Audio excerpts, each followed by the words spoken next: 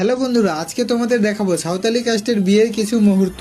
তো প্রথমেই দেখো কিভাবে তারা বিয়ের মণ্ডপ বা মাড়োয়া সাজায় সবাই মিলেমিশে। আদিবাসী মানে আমাদের একটাই জিনিস ভালো লাগে, সবাই মিলেমিশে কাজ করে, সে বিয়ে বাড়ি হোক বা অন্য কিছু, সবাই মিলেই পার করে। গ্রামে যারা বসবাস করে সবাই মিলেমিশে থাকে। আর সাঁওতালি হোক বা ওরাও, আমাদের একটা সমাজ থাকে আর একটা বড় মানুষ মডল বা হেড থাকে, তার কথা মতোই সবকিছু হয়। আর কেউ খুবই গরিব থাকলে সবাই মিলে কিছু কিছু জিনিস দিয়ে অনুষ্ঠান পার করে দেওয়া হয়।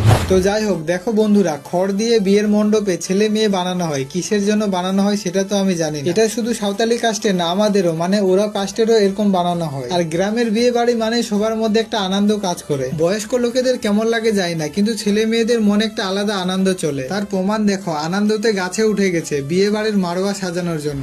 আর গ্রামের লোকের কাছে খাওয়া দাওয়াটা বড় কথা না, সবাই মিলেমিশে থাকাটাই বড় কথা। তারপর দেখো ছেলে মেয়েকে জামা প্যান্ট পরিয়ে উঁচুতে দাঁড় করিয়ে দিবে, আবার সঙ্গে একটা ছাতাও দিয়েছে, কারণ তোমরা তো জানো এখন যে রোদ গরম করছে তাই হয়তো। আরেকটা জিনিস তোমাদের দেখাচ্ছি, এটা হলো ছেলে যখন বিয়ে করতে যায় তখনকার। ছেলে পক্ষে যারা ঢোল বাজায় আর মেয়ে পক্ষে যারা ঢোল বাজায় তাদের মধ্যে এরকম খেলা হয়।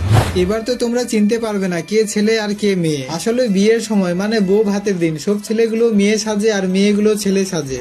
আবার সাঁওতালিদের মধ্যে নতুন বউ যখন ভাইসুরদের পা ধুয়ে দেয় তখন ভাইসুরগুলো এরকম সাজে। আর তোমরা দেখতেই পারছো পায়ের মধ্যে কি বেঁধে দিয়েছে, যাতে নতুন বউটা তাদের পা তাড়াতাড়ি ধুয়ে দিতে না পারে। এগুলোর মজা শুধু আদিবাসী গুলোই বুঝবে।